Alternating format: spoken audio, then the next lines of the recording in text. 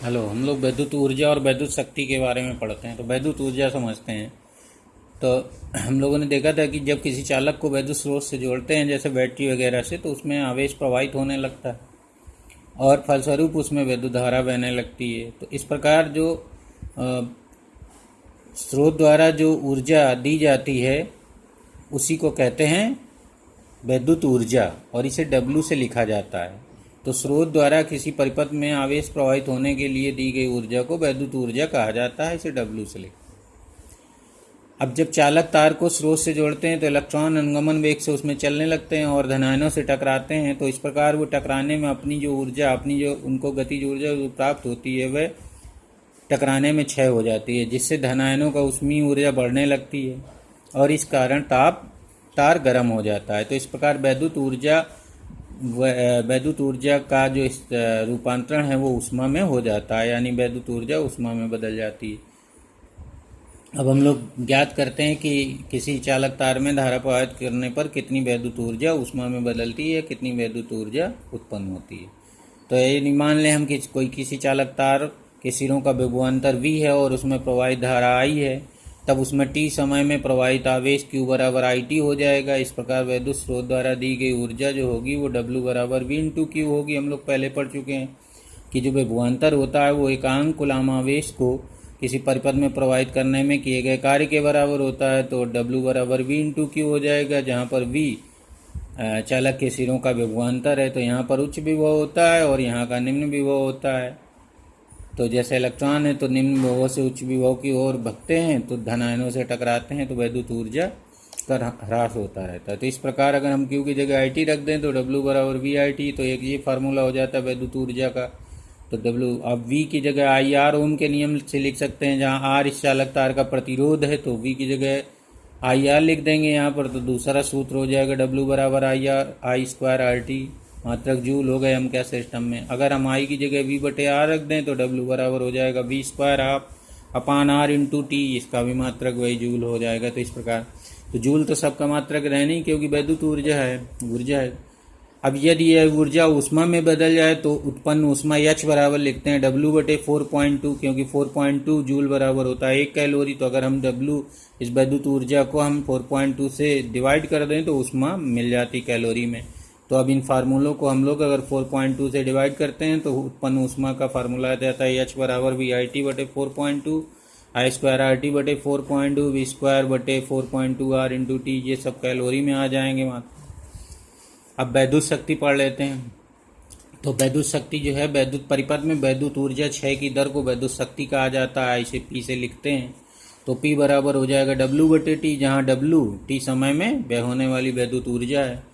अब अगर हम W के ऊपर तीनों सूत्र लिख दें, VIT I square RT V square upon RT, तो T कट जाएगा सब में। तो P जो वैद्युत शक्ति का फार्मूला आ जाते हैं वो होता है VI I स्क्वायर R और V स्क्वायर बटे R।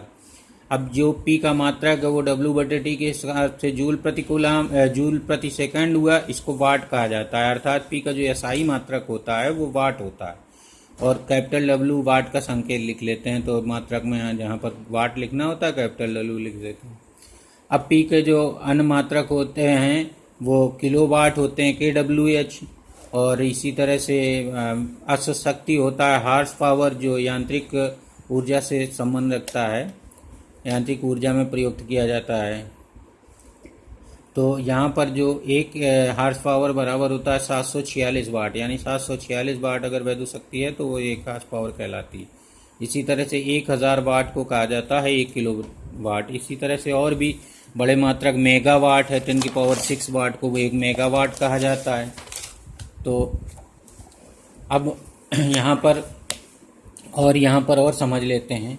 तो यहाँ पर हम लोग फार्मूला देखें, अभी P बराबर होता है V स्क्वायर बटे R या I स्क्वायर R होता है के अनुसार यदि चालक तार का ताप न बदले, तो जब ताप नहीं बदलेगा तो हम लोग जानते हैं शुद्ध धातुओं के लिए लगभग R का मान नहीं बदलेगा, R फिक्स रहता है धातुओं का। तो इस प्रकार P का जो मान है, यानी वैद्युत शक्ति जो है वो V और I दोनों के स्क्वायर के अनुक्रमानुपाती होगी।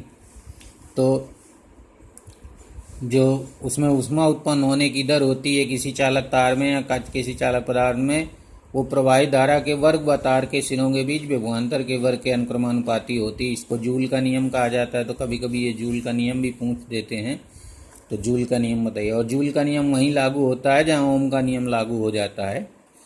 अब यहाँ पर किलोवाट घंटा एक पढ़ते हैं।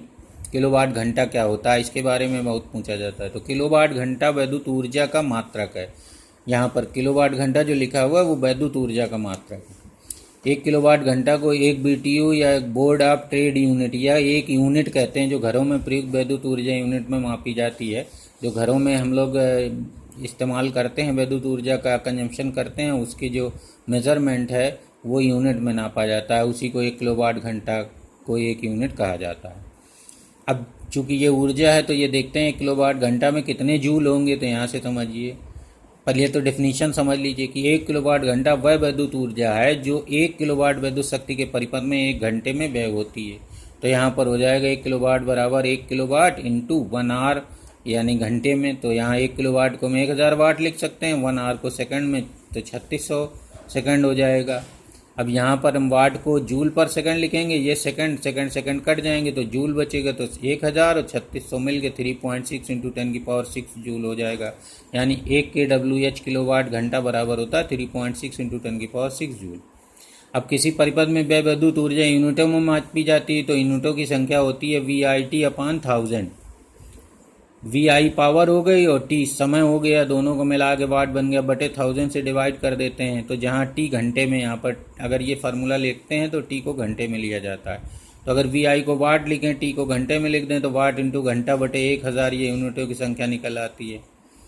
और यहाँ पर 2 बार में लिख गया है। यहीं पर अगर हम वाट को हम वोल्ट लिखें और एम्पियर लिखें I को, तो वोल्ट इंटू एम्पियर इंटू घंटा बटे 1000, तो ये भी यूनिटों की संख्या का फार्मूला। तो इस प्रकार हम लोग यूनिटों की संख्या निकालना भी सीख गए।